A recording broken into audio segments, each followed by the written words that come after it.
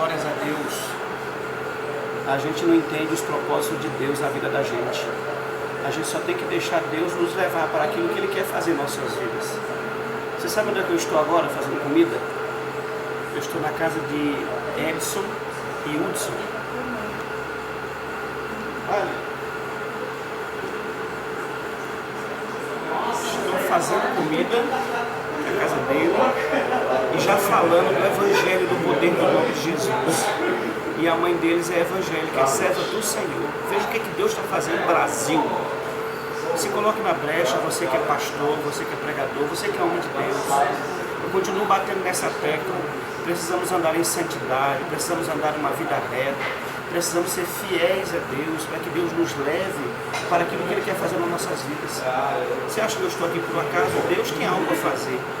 Deus sempre tem algo a fazer nas nossas vidas, a gente só precisa deixar Deus fazer. Amém? Deixa Deus trabalhar na sua vida, seja fiel, seja sincero, seja um homem compromissado com Deus, que Deus poderá te levar para outros lugares, no meio de outras pessoas que precisam ouvir a voz de Deus, como esses homens aqui. Amém? Que Deus abençoe em nome do Senhor Jesus Cristo. Vamos geral.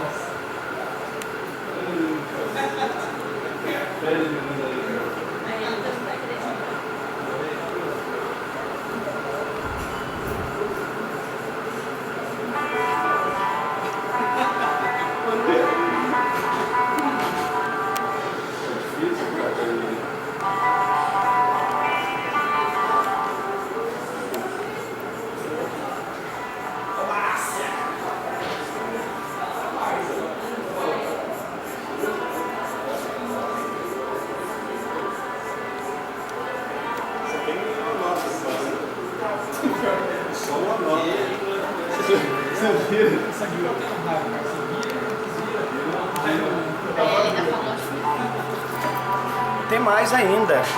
Eu estou cozinhando onde Ana Hickman cozinhou há uns dias atrás aqui para eles. Entrevistou eles aqui e cozinhou para eles.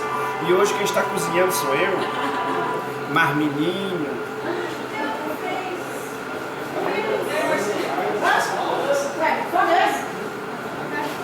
Já tô filmando já. Esse aqui, ó. Esse aqui é meu cunhado, percussionista, que trabalha junto com os dois.